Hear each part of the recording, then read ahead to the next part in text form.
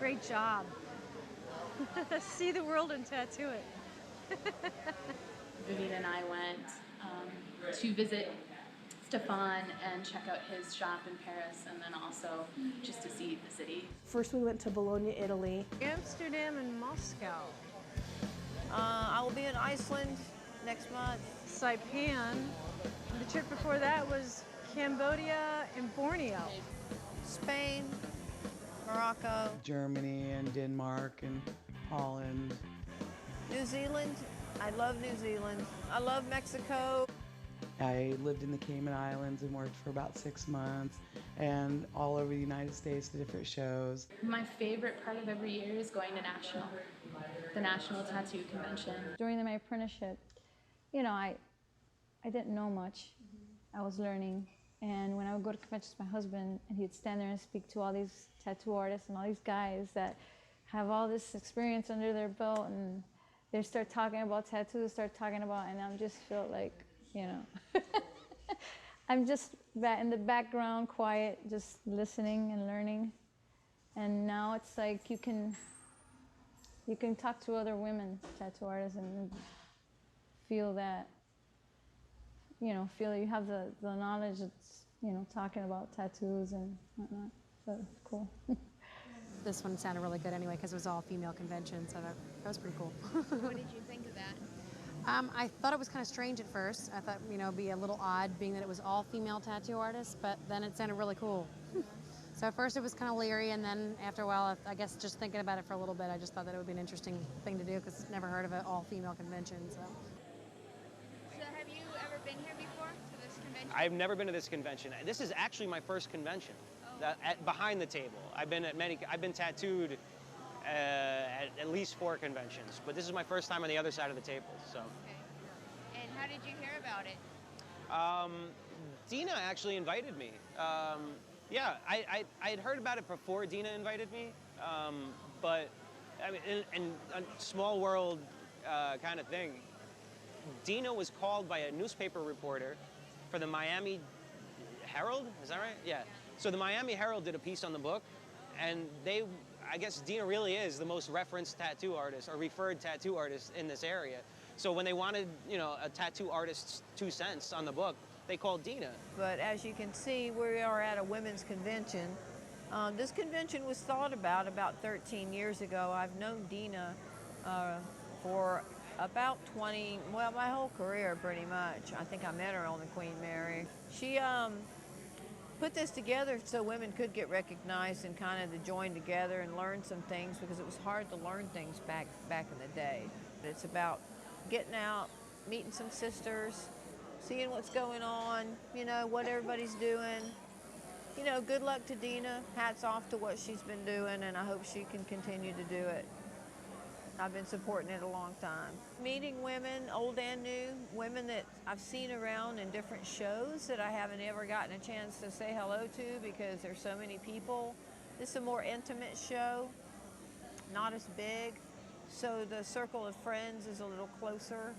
It's just a good time, and of course, every year I compete for Best Tattooed Babe on a Bike, so this will be my 3rd year, and I win. So far I've won every time. So, you know, that's exciting. It's just nice. It's cool to get away and just mingle with, like, you know, those of our ilk. Well, when this show first started, there was so many of my friends that came here, just so many of the old-timer artists.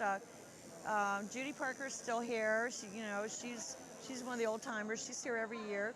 But there's only just a small handful of people, you know, the old-timers that I've worked with. It's all new. You know, gosh, I'd say 90% of the people here are new people in the business that I haven't met and don't know. But that's inspiring too, is to see the good work, the good new work. Yeah, I love working with the women because I feel like when I see the other women tattooing, they feel a little bit more open. It's kind of like a family here. And it's really nice to see the inspiration when you feel like there's not any competition with the men.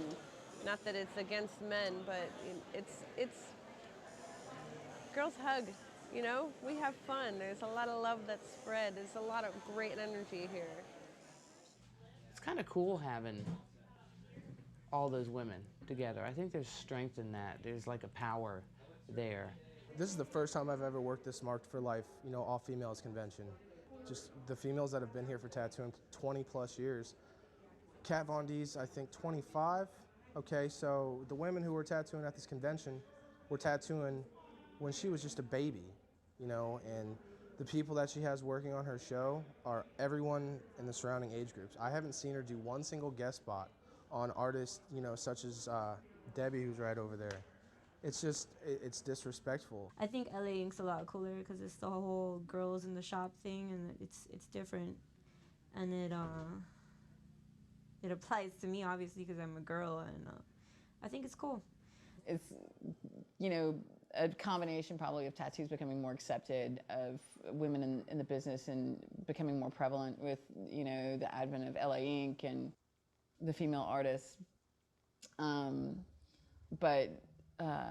just the fact that I think as people are learning more about what it's all about, they realize that I have more choices than a butterfly or a star or a heart. I can get what I want, and it doesn't have to be something silly. Yeah, it makes it very popular. There's two sides of that coin as well. Like I cringe when I see them screw up on their cell phone thinking they're cool with the gloves on. Hello? So that's one of the things I have a beef with on those shows, not to mention that person's name. She's a phenomenal black and gray artist. I do not knock her style. She does great things with black and gray.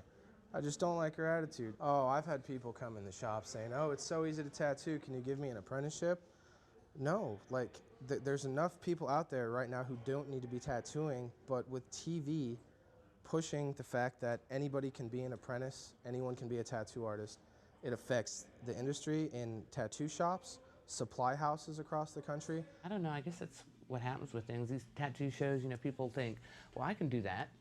I can draw that. They don't show all the other stuff that's involved in tattooing, like the medical things that we have to know and in piercing, the classes we have to go to and the things we have to learn. And that's kind of scary. That's kind of scary. I've seen some really bad things.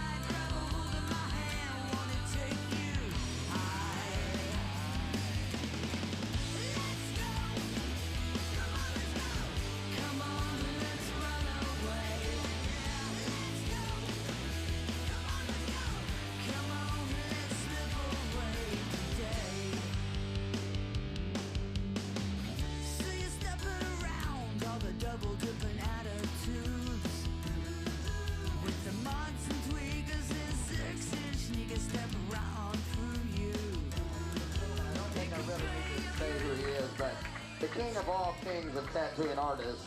What's your name and where you from, Big Daddy? Jack Rudy, Los Angeles, California. You knew he was going to pull something like that out of that. Lyle Tuttle, ladies and gentlemen, you know where he is.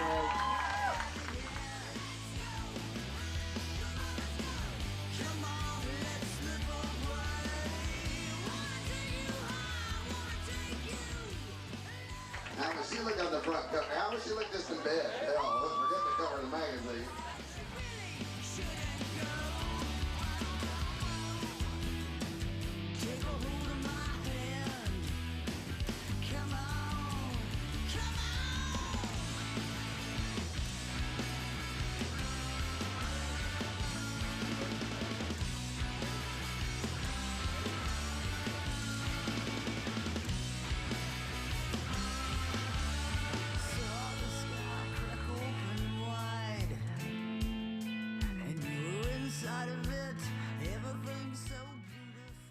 Wait till I'm like that crazy old woman, like with the real saggy boobs, and I'm like really like 380 pounds, like fully tattooed, and like know, it's gonna like be all great. all the kids in the neighborhood will be scared of me and stuff. With the It's gray gonna be hair, I awesome. can't wait.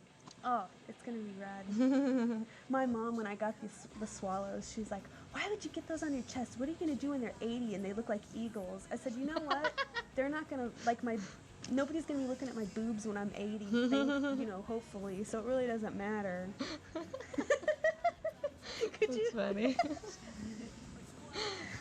What's your next tattoo you're gonna get? I don't know. I haven't even thought about it. I'm gonna get a decapitated kitten head right here. I just want to finish my arm. This is going to be all meat-eating plants. That should make all the vegetarians very nervous. Maybe a mom tattoo at some point. She's not so keen on the idea. All I know is that she's my daughter and I love her, and she's my best friend, and she got some real cool ones, and I just hope she stops. I ain't stopping. I love you. I love you too.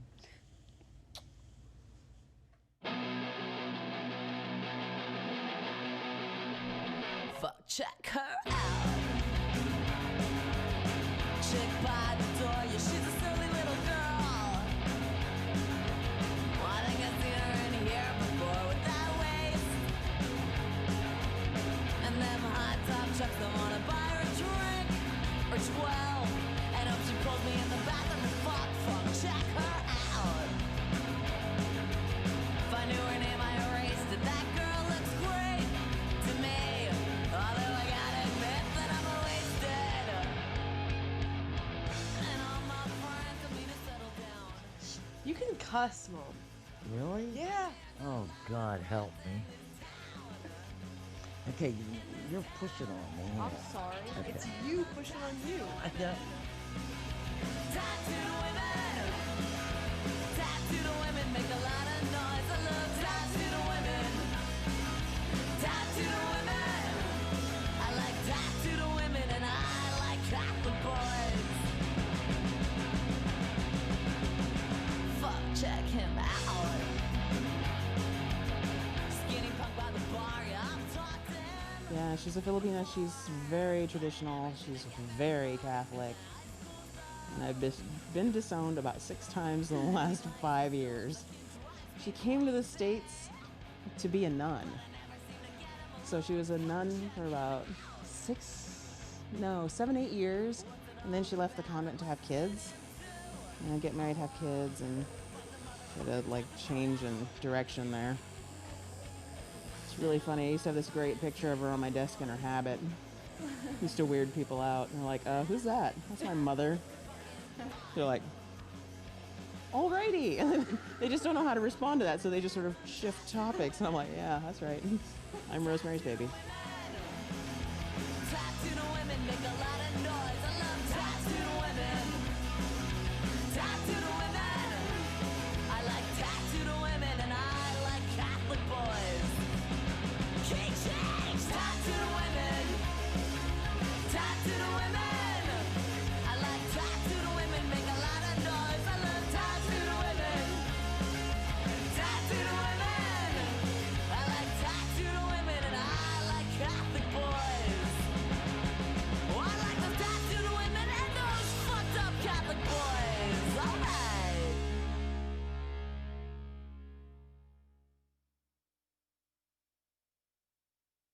Good luck editing this.